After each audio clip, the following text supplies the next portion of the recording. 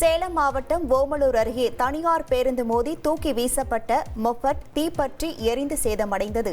வீராணம் அருகே தாதம்பட்டியை சேர்ந்த ஜெகநாதன் தனது மகனுக்கு கலந்தாய்வில் கிடைத்த பொறியியல் கல்லூரியை பார்ப்பதற்காக மகனுடன் மொபட்டில் சென்று கொண்டிருந்தார்.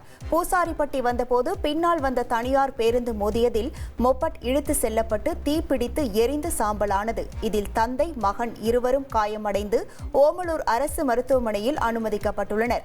விபத்தை ஏற்படுத்திவிட்டு நிற்காமல் சென்ற பேருந்து ஓட்டுநரை போலீசார் விசாரணை நடத்தி வருகின்றனர்.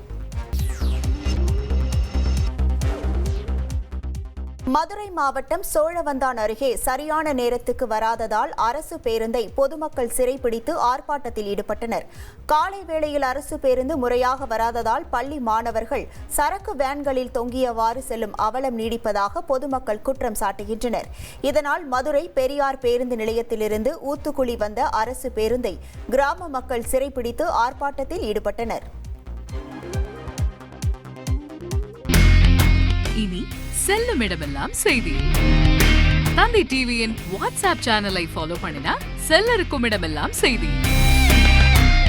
இதோ QR கோட் இப்பவே ஸ்கேன் பண்ணுங்க, ஃபாலோ பண்ணுங்க.